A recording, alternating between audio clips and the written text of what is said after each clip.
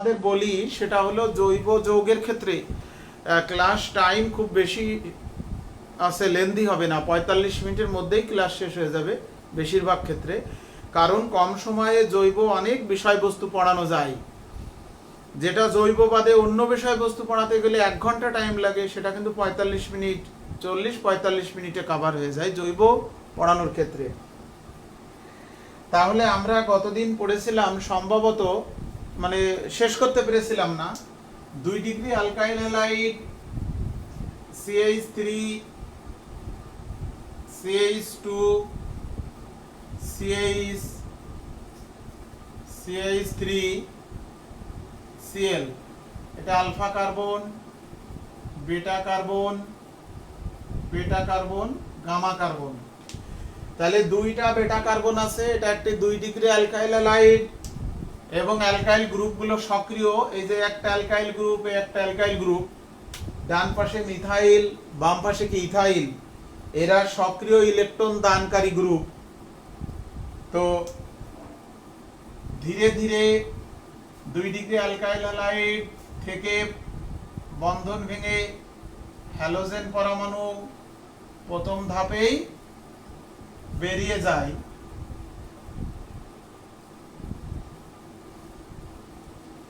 এই যে 2 degree carbonium ion তৈরি হলো প্লাস হ্যালাইড। এই 2 ডিগ্রি কার্বনিয়াম আয়নের এই একটা বেটা কার্বন, আবার এই একটা বেটা কার্বন।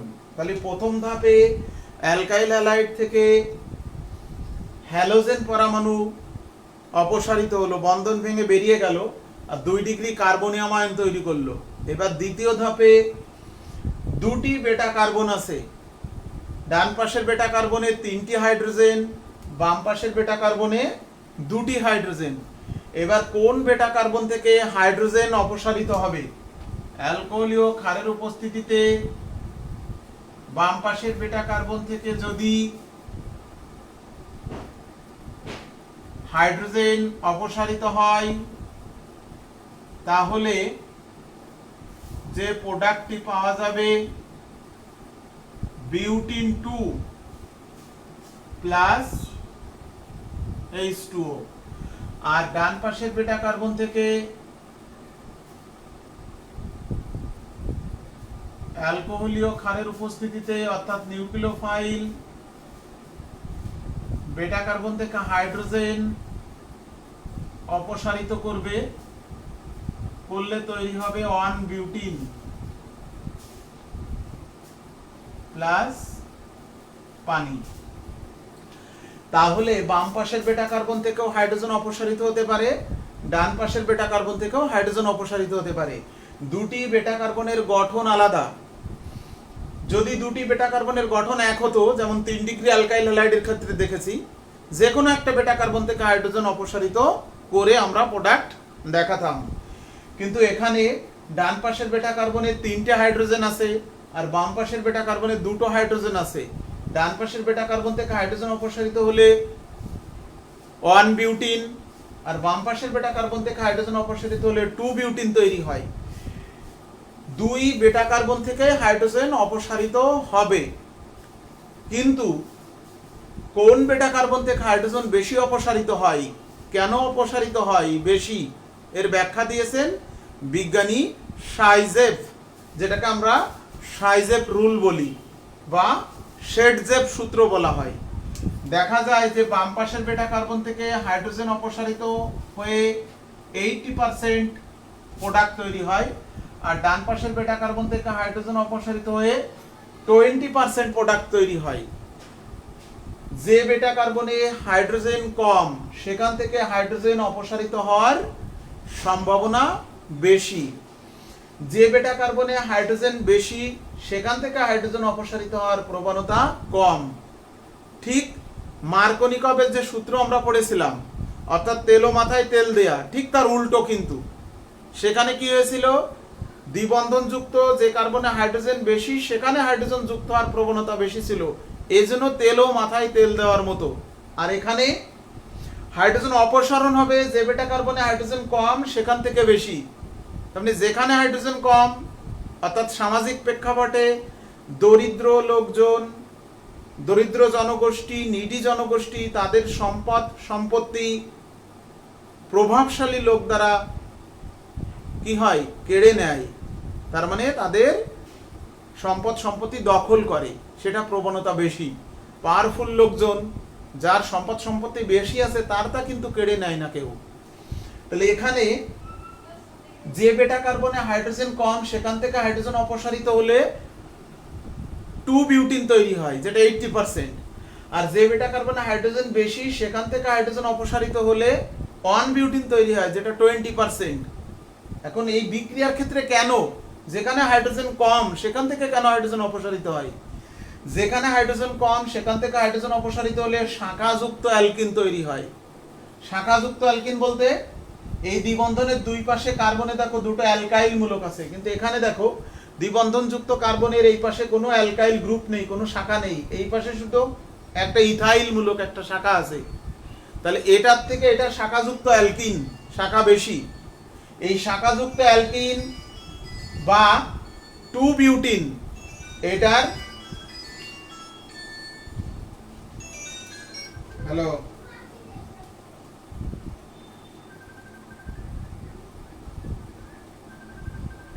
হ্যাঁ হ্যাঁ, যা যা দরকার আমি সবগুলো ছবি টবি পরে দিবানে।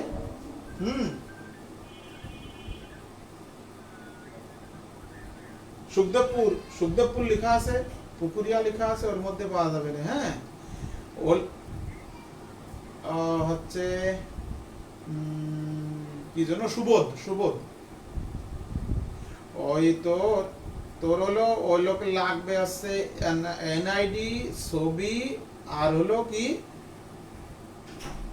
ওই যে লিখে দিল এনআইডি ছবি, আর হলো ওআরএস। তাহলে এনআইডি ছবি আর ওআরএস তো আমার কাছেই সব। কবে দিবি? তাহলে দলিলটা দিয়াই বল যে এনআইডি ওআরএস ছবি এগুলো পরে দিবা না। আর দলিল দিয়ে ওই আরেকটা জিনিস বলে দিদি বলবি যে তাহলে খাজনা দেবো কয় সালে সেটা বলেন, তাহলে খাজনাগুলো দিয়ে দিই। আর কামরুলির কাছে আমি শুনিলাম, হ্যাঁ কামরুল বলতেছে গোপনে বিক্রি করতেছে, আমিও কিন্তু জানি না, আমার কাছে স্বীকার হয় না মালিক। এখন যদি আমি জানতে পারি বা আমি তো নীতি চাই, কিন্তু আদৌ ওরা অন্যভাবে বিক্রি করতেছে গোপনে, জমি নিয়ে একটু সমস্যা আছে এই জন্য গোপনে বিক্রি করতেছে। তা বলবানে আপনারা জানলি তাই বলল। আচ্ছা নাম আমার কাছে শুনিনি, তাহলে আমার কাছে শুনবো। আচ্ছা আচ্ছা আচ্ছা আচ্ছা আচ্ছা। যেখানে হাইড্রোজেন কম যে কার্বনে, সেই বেটা কার্বন থেকে হাইড্রোজেন অপসারিত হলে শাখাযুক্ত অ্যালকিন তৈরি হয়। শাখাযুক্ত অ্যালকিন অধিক স্থিতিশীল।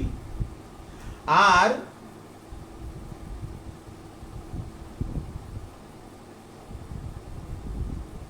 যে বেটা কার্বনে হাইড্রোজেন বেশি, সেখান থেকে হাইড্রোজেন অপসারিত হলে যে অ্যালকিন তৈরি হয় সেটা শাখাযুক্ত না। তো শাখাযুক্ত অ্যালকিন অধিক স্থিতিশীল, তাহলে এটা বেশি তৈরি হবে। প্রকৃতিতে যে যৌগ বেশি স্থিতিশীল সেটা বেশি তৈরি হয়।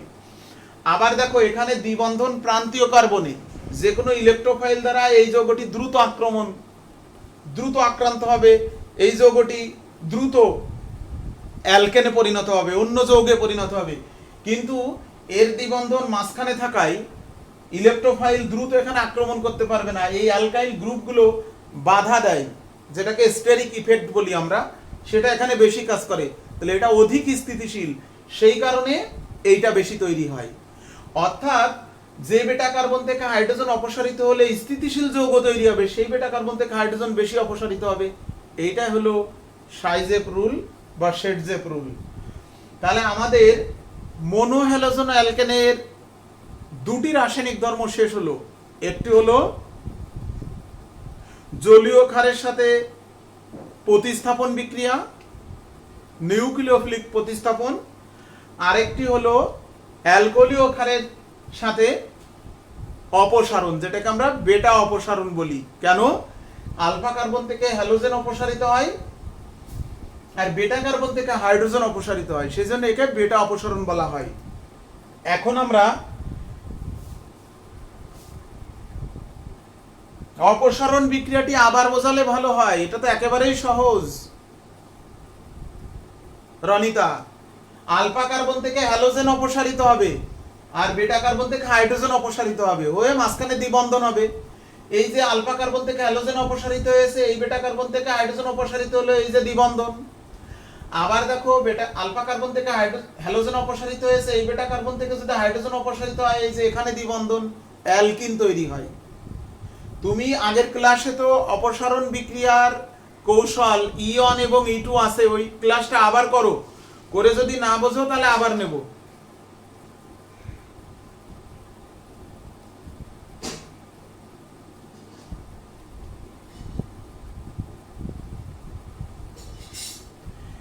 এবার আমরা ক্ষার ধাতুর সাথে বিক্রিয়া চলে যাব, মনোহ্যালোজেন অ্যালকেনের সাথে ক্ষারের বিক্রিয়া, অর্থাৎ 3 নম্বর ধর্ম, ক্ষার ধাতুর সাথে বিক্রিয়া, ধাতুর সাথে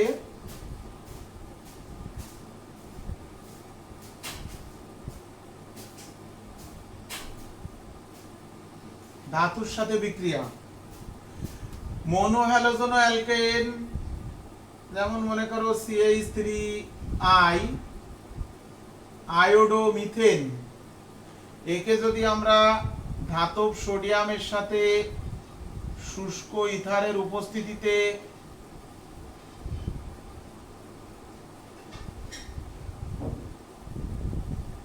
বিক্রিয়া করাই, তাহলে এখান থেকে আয়োডিন, এখান থেকে সোডিয়াম, সোডিয়াম আয়োডাইড আর 2 মোল অ্যালকাইল মূলক যুক্ত হয়ে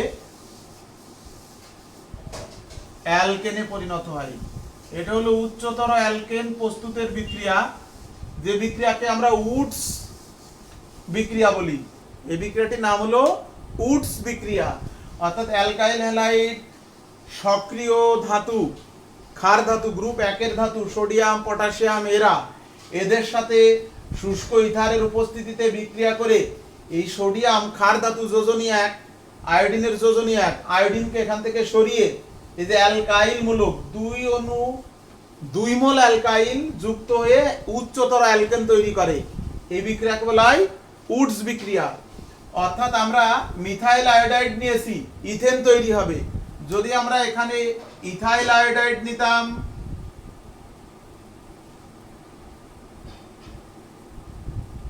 তখন এখানে তৈরি হতো বিউটেন, কার্বন সংখ্যা ডাবল হবে। বিউটেন, এই বিক্রিয়াকে আমরা উডস বিক্রিয়া বলি, উডস বিক্রিয়া।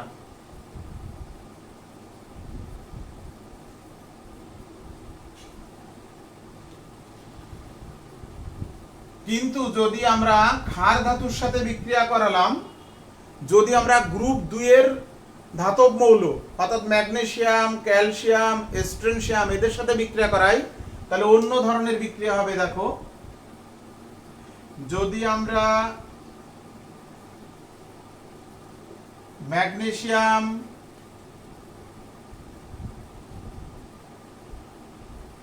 শুষ্ক ইথার, এই ম্যাগনেসিয়াম সোডিয়াম থেকে কম সক্রিয় এবং এর যোজনী 2, এই সোডিয়াম যেমন এখান থেকে হ্যালোজেনকে অপসারণ করেছিল, এ কিন্তু তা পারবে না। এর যোজনী 2 এ কি করবে, এই কার্বন আর আয়োডিনের এই বন্ধন ভেঙে ওখানে যুক্ত হবে, তার মানে যুত বিক্রিয়া দেবে, দিয়ে একটি যুত প্রোডাক্ট তৈরি করবে, অ্যাডিশন প্রোডাক্ট তৈরি করবে, যেটা alkyl magnesium iodide, alkyl magnesium halide, যেটার নাম হলো গ্রিগনার্ড বিকারক।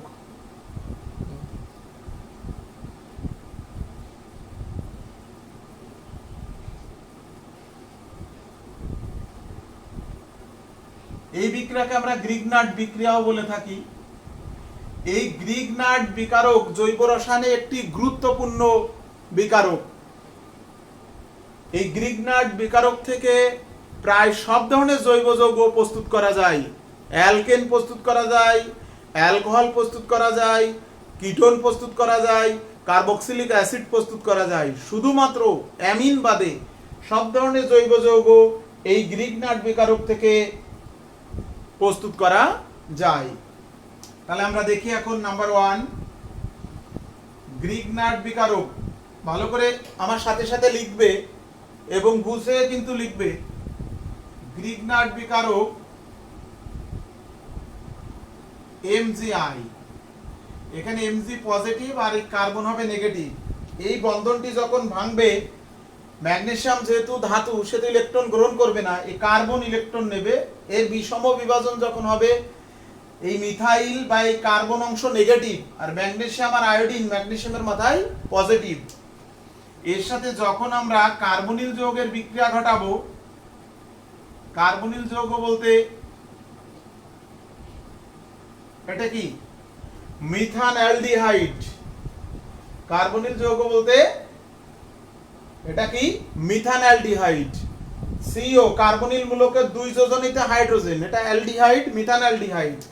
তাহলে খেয়াল করো, এই CH3 যাবে কিন্তু এই কার্বনে। কেন? কার্বনিল মূলকের এই কার্বন আংশিক পজিটিভ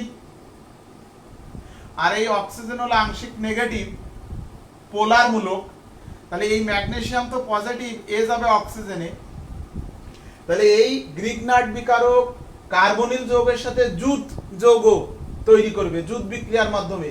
এই CH3 নেগেটিভ এ হলো নিউক্লিওফাইল আর Mg পজিটিভ I সহ এ হলো ইলেকট্রোফাইল।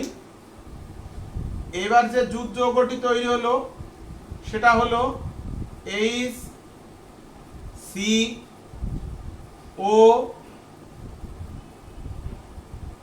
MgI, এখানে CH3। এই জুট যৌগটিতে অক্সিজেন নেগেটিভ আর ম্যাগনেসিয়াম পজিটিভ। একটু উপরের দিকে লিখি।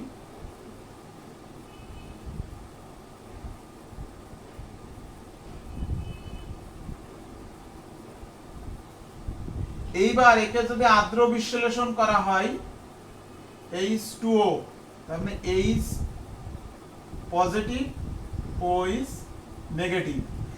এই আদ্র বিশ্লেষণ করলে এই জুট যৌগকে, অর্থাৎ গ্রিগনাট বিকারক কার্বনিল যৌগের সাথে যে জুট যৌগ তৈরি করলো তাকে যদি আদ্র বিশ্লেষণ করা হয়, H পজিটিভ যাবে অক্সিজেনে আর OH নেগেটিভ এই MgI কে এখান থেকে বের করে নিয়ে আসবে। তাহলে তৈরি হবে কি দেখো,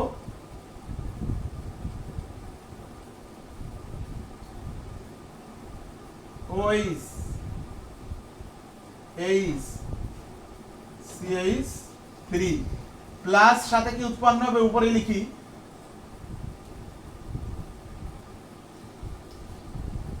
ম্যাগনেসিয়াম হাইড্রোক্সি আয়োডাইড।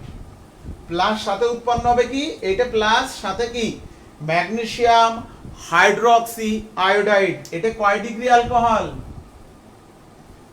দেখো এটা 1 degree alcohol. CH3 CH2 OH, OH মূলক যে কার্বনে আছে তার সাথে একটা অ্যালকাইল গ্রুপ যুক্ত আছে, তাহলে এটা 1 ডিগ্রি অ্যালকোহল।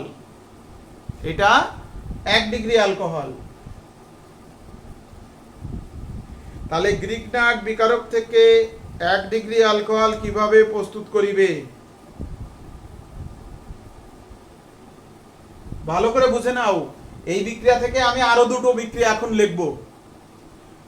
সেটা হলো যদি বলে 2 ডিগ্রি অ্যালকোহল, একটু খেয়াল করে দেখো, এটা কি কার্বনিল যৌগ, 2 হাতায় হাইড্রোজেন আছে। তাহলে এই গ্রিগনাট বিকারকের অ্যালকাইল মূলক যেই তো 1 ডিগ্রি হচ্ছে, তাহলে আগের থেকে যদি এখানে একটা মিথাইল থাকে তাহলে এটা কি ইথান অ্যালডিহাইড। তাহলে গ্রিগনাট বিকারকের সাথে ইথান অ্যালডিহাইডের বিক্রিয়া করালে এই জুট যৌগ, এইবার এই জুট যৌগকে আদ্র বিশ্লেষণ করলে এই যে 2 ডিগ্রি অ্যালকোহল হয়ে গেল। লিখে ফেলো, 2 ডিগ্রি অ্যালকোহল হলো। দ্রুত লেখো।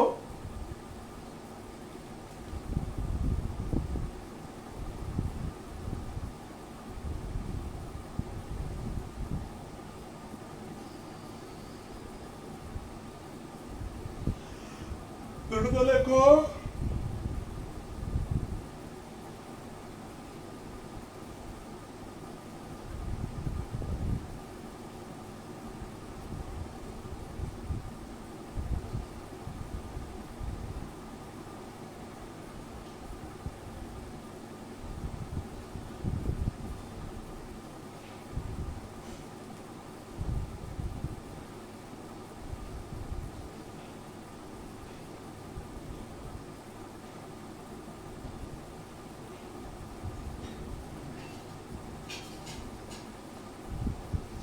দেখো এবার আমরা 3 ডিগ্রি অ্যালকোহল প্রস্তুত করব। তাহলে এই 3 ডিগ্রি হতে গেলে এখানে আরেকটা মিথাইল মূলক লাগবে, অ্যালকাইল মূলক। তাহলে আগের থেকেই দেখো এই যৌগটি যদি কিটোন হতো, গ্রিগনার্ড বিকারকের সাথে যার বিক্রিয়া করাবো সেটা ডাইমিথাইল কিটোন, বা যেটার বাণিজ্যিক নাম অ্যাসিটোন।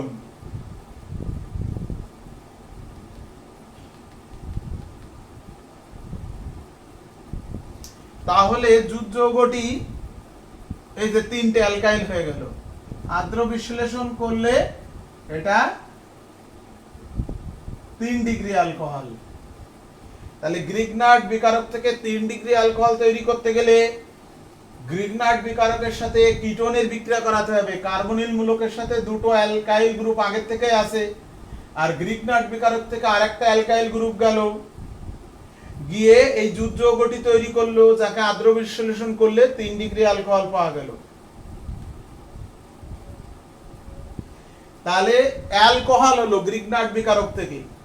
এবার আমরা গ্রিগনার্ড বিকারক থেকে কার্বক্সিলিক অ্যাসিড প্রস্তুতি দেখাবো।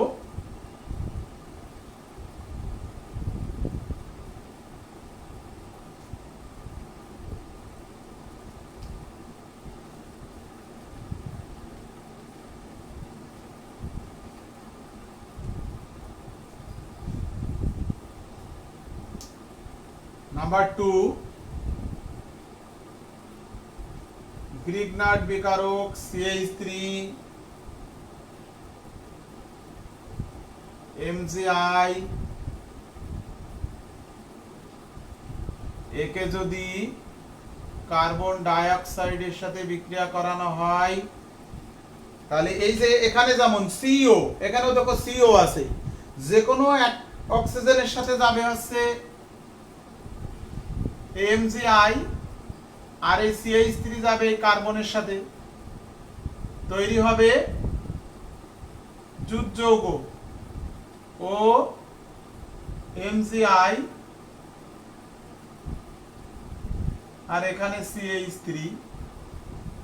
এবার একে আদ্র বিশ্লেষণ করলে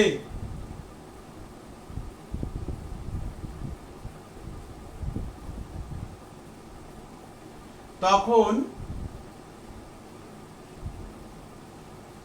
ডাবল বন্ড COH CH3, দেখো এটা কি, এটা হলো ইথানোয়িক অ্যাসিড, প্লাস সাথে উৎপন্ন হবে MgOHI, ম্যাগনেসিয়াম হাইড্রোক্সি আয়োডাইড। তাহলে এই যে হলো ইথানোয়িক অ্যাসিড, যেটাকে আমরা বলি কার্বক্সিলিক অ্যাসিড। তাহলে গ্রিগনার্ড বিকারক থেকে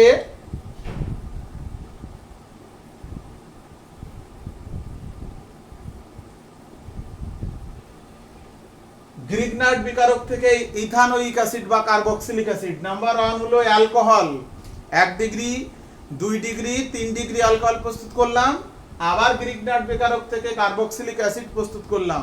এবার আসো অ্যালকেন, গ্রিগনার্ড বিকারক থেকে কিটোন দেখাই, CH3 MgI plus CH3 C double bond O CH3। এই CH3 যাবে কোথায়, সরি ইথানোইল ক্লোরাইড, কিটোন না, ইথানোইল ক্লোরাইড। CH3 যাবে এখানে, আর এই যে এই ক্লোরাইড এ তো ইলেকট্রন নিজের দিকে টানবে, আংশিক নেগেটিভ, এই MgI এই ক্লোরিনকে নিয়ে বেরিয়ে যাবে, তাহলে তৈরি হবে CH3 C ডবল বন্ড ও CH3 কিটোন আর MgCl ম্যাগনেসিয়াম ক্লোরো আয়োডাইড। এখানে যেমন ম্যাগনেসিয়াম হাইড্রোক্সি আয়োডাইড, এখানে হলো ম্যাগনেসিয়াম ক্লোরো আয়োডাইড। তাহলে গ্রিগনাট বিকারক থেকে কার্বক্সিলিক অ্যাসিড, গ্রিগনাট বিকারক থেকে অ্যালকোহল, গ্রিগনাট বিকারক থেকে কিটোন। এইবার হলো গ্রিগনাট বিকারক থেকে অ্যালকেন। এটা একেবারেই সহজ। 4 নম্বর, যদি গ্রিগনাট বিকারককে আর্দ্র বিশ্লেষণ করা হয়, তার মানে পানির সাথে বিক্রিয়া করানো হয়, পানির সাথে যদি বিক্রিয়া করানো হয় H2O, পানি ভেঙে কি হয় H পজিটিভ OH নেগেটিভ। তাহলে এই যে H পজিটিভ ও যাবে কোথায়, মিথাইলের সাথে হয়ে যাবে মিথেন, আর হাইড্রোক্সিল যাবে Mg এর সাথে, আগেও দেখেছো MgOH। তাহলে alkane plus magnesium hydroxy iodide. তাহলে আমরা গ্রিগনাট বিকারক থেকে 4 ধরনের যৌগ প্রস্তুত করলাম, কার্বক্সিলিক অ্যাসিড, অ্যালকোহল, কিটোন এবং অ্যালকেন।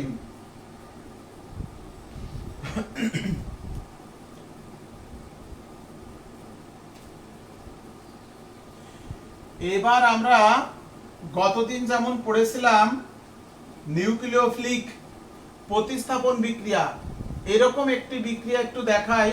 মাঝে মাঝে অনুধাবনমূলকে কিন্তু এই কোশ্চেনটি আসে। সেটা হলো অ্যালকাইল হ্যালাইড, মনে করো CH3Cl, একে যদি আমরা পটাশিয়াম সায়ানাইডের সাথে বিক্রিয়া করাই, এই যে নিউক্লিওফাইল আংশিক পজিটিভ, ক্লোরিন আংশিক নেগেটিভ, তাহলে সায়ানাইড নিউক্লিওফাইল হ্যালাইডকে প্রতিস্থাপন করে অ্যালকাইল সায়ানাইড, যেটাকে আমরা মিথাইল সায়ানাইড বলি, মিথাইল সায়ানাইড এর ইউপ্যাক নাম হলো কার্বন সংখ্যা 1 2 ইথেন নাইট্রাইল। সায়ানাইড মূলক থাকলে সেই যৌগের ইউপ্যাক নাম হবে নাইট্রাইল, নাইট্রোজেন আছে, তাহলে এটার নাম হলো ইথেন নাইট্রাইল। এই ইথেন নাইট্রাইলকে আর্দ্র বিশ্লেষণ করলে, অর্থাৎ সায়ানাইড মূলক কার্বক্সিলিক মূলকে পরিণত হবে, CH3COOH প্লাস অ্যামোনিয়া। প্রশ্ন আসে যে অ্যালকাইল হ্যালাইড থেকে কিভাবে কার্বক্সিলিক অ্যাসিড পাইবে, অর্থাৎ কার্বন সংখ্যা একটা বেড়ে গেল, কিন্তু ছিল হলো মিথাইল ক্লোরাইড, যেটাকে আমরা বলি ক্লোরোমিথেন, হয়ে গেল কিন্তু ইথানোয়িক অ্যাসিড। সায়ানাইড হ্যালোজেনকে প্রতিস্থাপন করলো, সেই সায়ানাইড কার্বক্সিলিক মূলকে পরিণত হলো। তাহলে আমরা ধাতুর সাথে বিক্রিয়াটি কমপ্লিট করলাম, এক্সট্রা যে আরেকটা আমরা বিষয় শিখলাম। এবার আমরা চলে যাব পলি হ্যালোজেনো অ্যালকেন, তার ধর্মে। পলি হ্যালোজেনো অ্যালকেনের প্রস্তুত প্রণালী পড়েছি, ক্লোরোফর্ম এর প্রস্তুত প্রণালী পড়েছি আমরা। তাহলে এই ক্লোরোফর্মের ধর্ম আমরা আলোচনা করব, করে আজকে ক্লাস শেষ করব। পলি হ্যালোজেনো অ্যালকেন হলো ক্লোরোফর্ম ট্রাইক্লোরোমিথেন। এই ট্রাইক্লোরোমিথেন এটা কিন্তু একটি এটা হলো একটি চেতনানাশক পদার্থ, অর্থাৎ অজ্ঞান করার কাজে, প্রাণীকে অজ্ঞান করার কাজে ব্যবহার করা হয় ক্লোরোফর্ম। এই ক্লোরোফর্ম বায়ুর অক্সিজেন দ্বারা আলোর উপস্থিতিতে জারিত হয়। তাহলে ব্যবহার করলে সে কিন্তু যে বোতলে রেখে তুমি ব্যবহার করছো, সেই বোতলের ক্লোরোফর্ম আলোর উপস্থিতিতে বায়ুর অক্সিজেন দ্বারা জারিত হয়ে একটা বিষাক্ত গ্যাস উৎপন্ন করে। এর ইউপ্যাক নাম কার্বনিল ক্লোরাইড, সাধারণ নাম হলো ফসজিন গ্যাস, ফসজিন গ্যাস,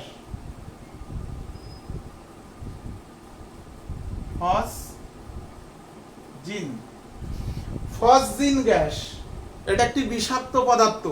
তাহলে এই ক্লোরোফর্ম যেটা আমি চেতনানাশক হিসেবে ব্যবহার করব, সেটা বায়ুর অক্সিজেন দ্বারা জারিত হয়ে বিষাক্ত ফসজিন গ্যাস উৎপন্ন করবে।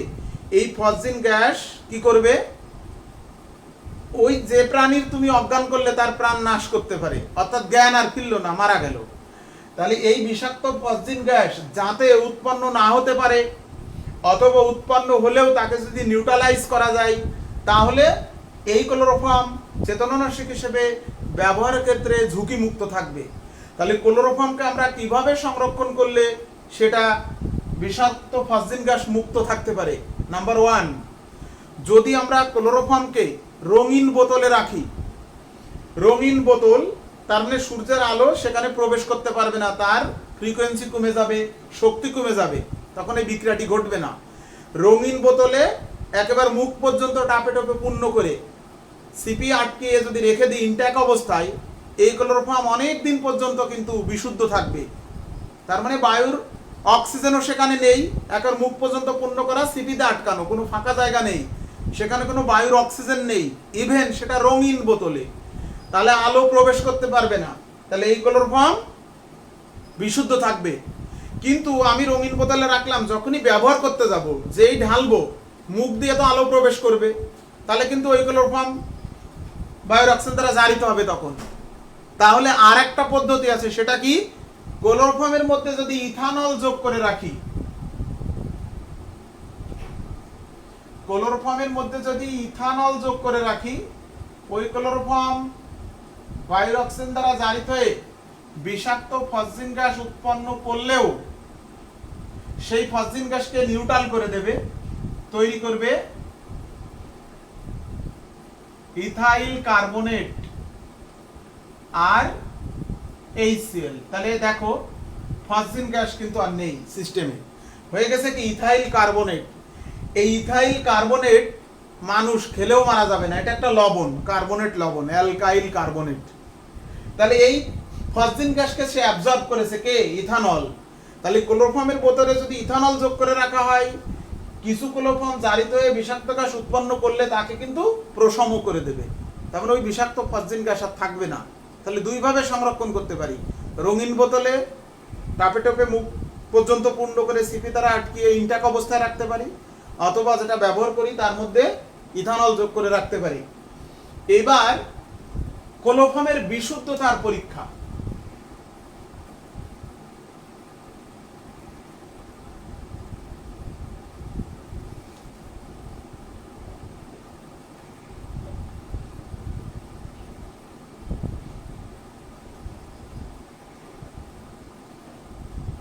ক্লোরোফর্মের বিশুদ্ধতার পরীক্ষা।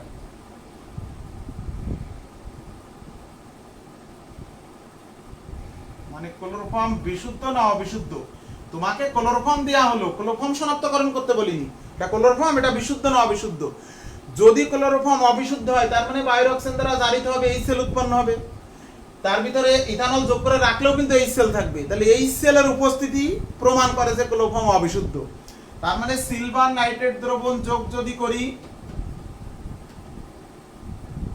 HCl এর সাথে, HCl সেখানে থাকবে অবিশুদ্ধ ক্লোরোফর্ম হলে, সিলভার ক্লোরাইডের সাদা অধক্ষেপ পড়বে।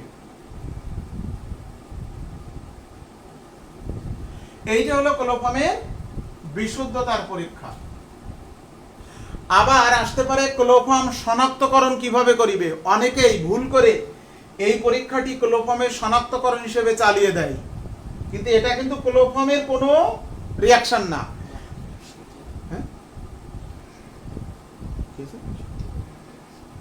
বুঝিনি।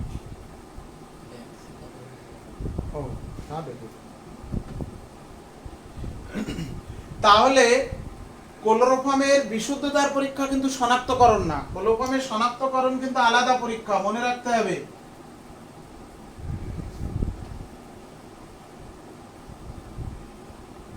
ক্লোরোফর্মের শনাক্তকরণ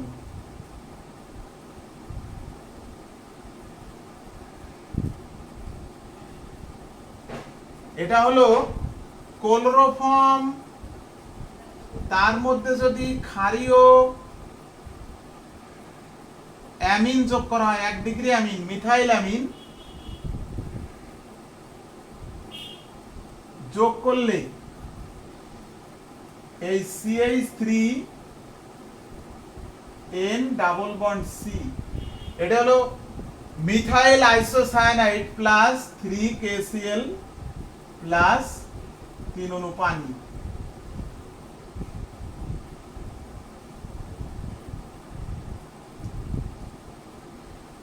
ক্লোরোফর্মের ভিতরে এই যে ক্ষারীয় মিথাইল না, এখানে ফিনাইল অ্যামিনও নেওয়া যায়, 1 ডিগ্রি অ্যামিন যোগ করলে এই দুর্গন্ধযুক্ত মিথাইল আইসোসায়ানাইড, দেখো এটা হলো মিথাইল সায়ানাইড, এই আর আইসোসায়ানাইড নিচে যেটা লিখলাম সেটাকে দেখো উপরে লিখছি আবার। পার্থক্য কোথায়? এখানে কার্বনের যোজনী 4 আর এখানে কার্বনের যোজনী কত? 2। এটা হলো মিথাইল আইসোসায়ানাইড আর এটা হলো মিথাইল সায়ানাইড। এই মিথাইল আইসোসায়ানাইড দুর্গন্ধযুক্ত যৌগ উৎপন্ন করে, এই দুর্গন্ধ থেকেই ক্লোরোফর্মের উপস্থিতি বোঝা যায়। তাহলে এইটা হলো ক্লোরোফর্মের শনাক্তকরণ। অর্থাৎ ক্লোরোফর্ম যদি থাকে সেখানে ক্ষারীয় 1 ডিগ্রি অ্যামিন যোগ করলে মিথাইল আইসোসায়ানাইড উৎপন্ন হয় দুর্গন্ধযুক্ত। এইটা হলো ক্লোরোফর্মের শনাক্তকরণ। এইবার আসো ক্লোরোফর্ম থেকে আমরা একটা গুরুত্বপূর্ণ বাণিজ্যিক প্রোডাক্ট তৈরি করি। ক্লোরোফর্মকে নাইট্রিক অ্যাসিডের সাথে বিক্রিয়া করালে HNO3 প্রতিস্থাপন বিক্রিয়ার মাধ্যমে ট্রাইক্লোরো নাইট্রোমিথেন প্লাস পানি, এটা সেই কাঁদুনে গ্যাস।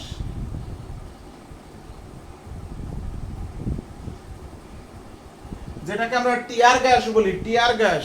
অর্থাৎ দাঙ্গা পুলিশ কোনো গোলযোগ বিচ্ছিন্ন করার জন্য, কোথাও কোনো মিছিল মিটিং হচ্ছে সেখানে গোলযোগ হতে পারে, সংঘর্ষ হতে পারে, সেটাকে নির্মূল করার জন্য তখন টিয়ার সেলে এই ট্রাইক্লোরো নাইট্রোমিথেন নিক্ষেপ করে, করলে ধোঁয়া ধোঁয়া হয়ে যায় এবং চোখ দিয়ে অটো পানি বের হয়, চোখ জ্বালা করে। তখন জনগণ কি বিচ্ছিন্ন হয়ে এদিক সেদিক ছুটে আলাদা হয়ে যায়, ওই স্থানটা ফাঁকা হয়ে যায়, শূন্য হয়ে যায়। তাহলে কাঁদুনে গ্যাস এর ইউপ্যাক নাম কি? ট্রাইক্লোরো নাইট্রোমিথেন, ট্রাইক্লোরো নাইট্রোমিথেন, ঠিক আছে, বা ক্লোরোপিক্রিন বলা হয়।